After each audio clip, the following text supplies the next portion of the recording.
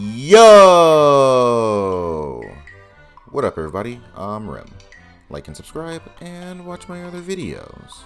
So, I usually like to start my videos with an intro that builds a thematic through line into the video that you'll be watching. But I don't feel like thinking of one, so I'm just gonna say it. The theme of this video is bitches be crazy. Alright, here's the video. Side note, I couldn't find the original video, so I decided to pull this video from a channel called Emily W. King. That's who the chick is on the side of the screen.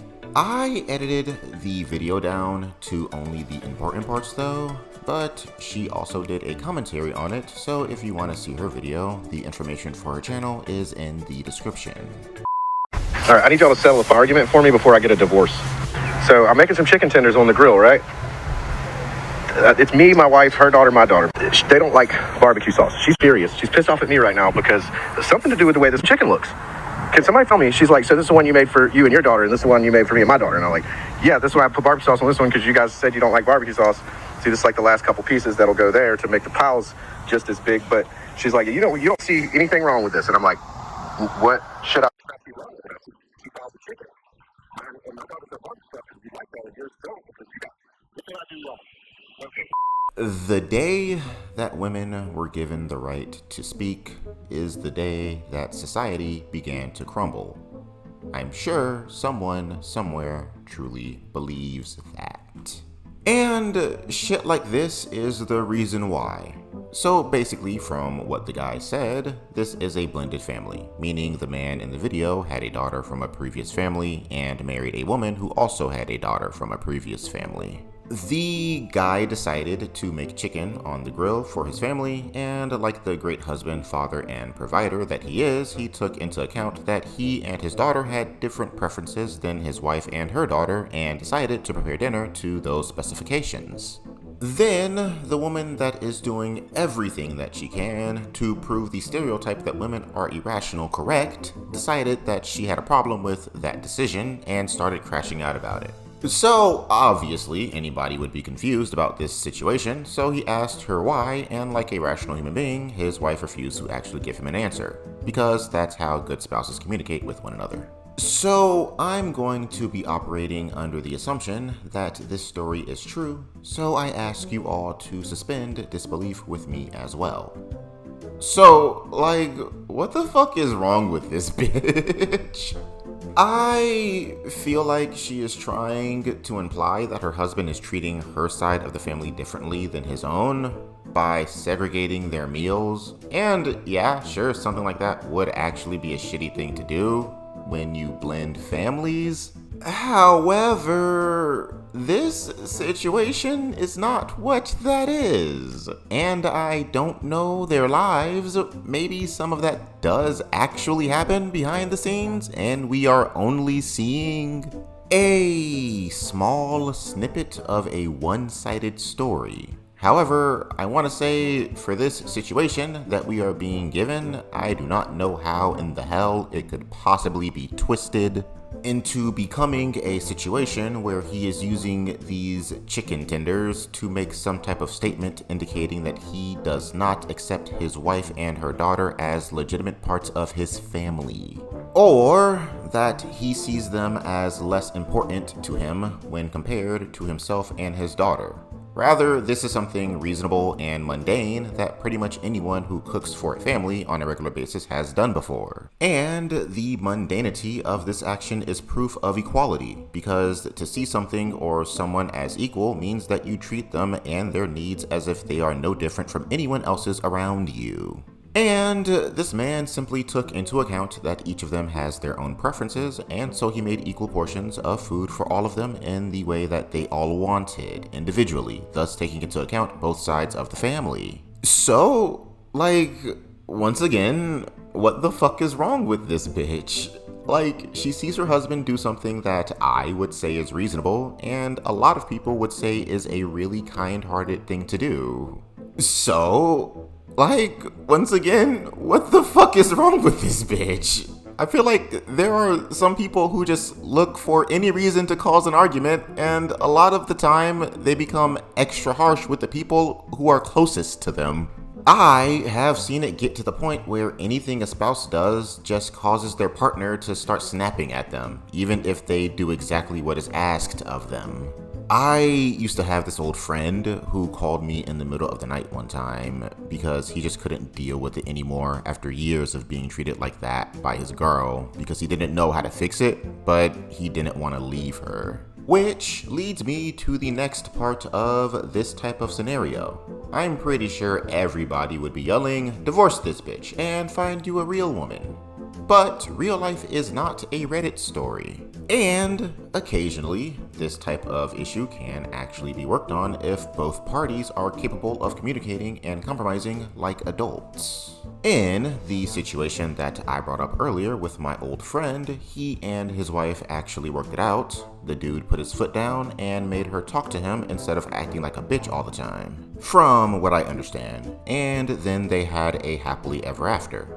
For now at least. I am a realist, so who knows what the future holds. My main point is that stuff like this is not okay, and people who constantly find reasons to start arguments over stupid shit are typically acting like that because they have other issues that they want to work out, but can't find a way to bring it up.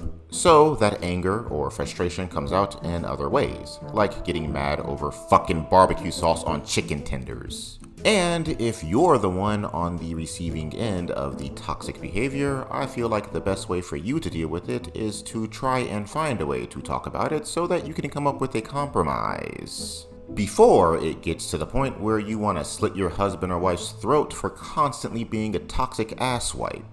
However, for the people on the receiving end of that shit, it's not really your responsibility to fix someone else's unresolved issues. Obviously, as their spouse, if you want to keep your marriage healthy, you're obligated to do your best to get them to work with you, but obviously it's not possible to compromise with someone who refuses to compromise with you. A partnership takes multiple people working alongside one another, being reliable to make up for their partner's weaknesses, and relying on their partner to make up for their own weaknesses to work efficiently. However, people can't do that if one party refuses to rely on their partner or be reliable to their partner. At that point, your collective just has someone actively sabotaging the group altogether. And make no mistake, constantly criticizing your spouse, especially when they did not do anything wrong, is sabotaging your partnership. And it's even worse when you imply a criticism, and then when your partner asks you to elaborate on what the criticism is, you refuse to explain it and just say, "Figure it out." Like, imagine if you're at work and your boss tells you that you need to fix a mistake, and when you ask them what the mistake is, they just say, "You don't see what the mistake is?" You wouldn't be able to fix the mistake, or at the very least, it would be more difficult to fix the mistake and creates the risk of more mistakes happening while you are trying to fix the previous mistake. Because you are unclear as to what the mistake is that you are supposed to be fixing, so you don't know where to begin to fix it. The same rules apply in interpersonal relationships. I do not know why people do this type of shit. If you have a problem with something that someone close to you did, and you have the balls to bring it up and confront them about it, then just be straightforward and clear about it instead of being condescending and vague. It is important to have clear, straightforward conversations with your spouse. It is not a sign of weakness. It is not a sign that you are bowing to the patriarchy for all of you girl bosses out there. Nor is it a sign that you're a simp for all of you red pill alpha males out there. It is actually just a sign that you have matured past the age of 12 years old. Side note, I feel as though I need to add this as well to explain what I mean when I say having clear and straightforward conversations. Listening to your spouse's explanation regarding why they did what they did, and actually putting forth the effort to understand their point of view, instead of just getting angry and crashing out immediately, is also a major aspect of a conversation. And honestly, not just with your spouse, but with anyone that you are talking to. Firstly, because it will give you a better understanding of the situation that is more informed than just your hair trigger assumptions. And secondly, because it will allow you to evaluate whether or not the situation is something that you should be getting upset about in the first place.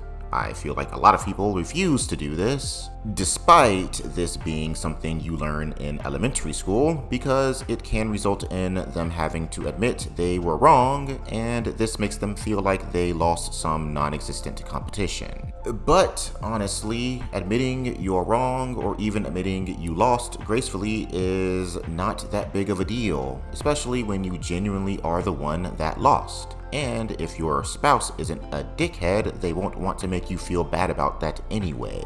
It will probably just fade away into obscurity. Alright, back on script. And of course, nobody is so mature that they can do this all of the time, but recognizing that at some point and addressing it as best you can is important. Of course, I'm just some dude on the internet, and all of this is just my opinion that is not based on any actual school of psychological study. So take what I say with all of the salt.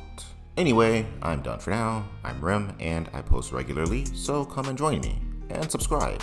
As of the recording of this video, I have a goal of 250 subscribers, and I need your help to get there. So subscribe, and I appreciate all of your help from the bottom of my heart. Alright, don't forget to disconnect my friends, and remember, nobody will know what you're thinking if you refuse to tell them. Bye-bye.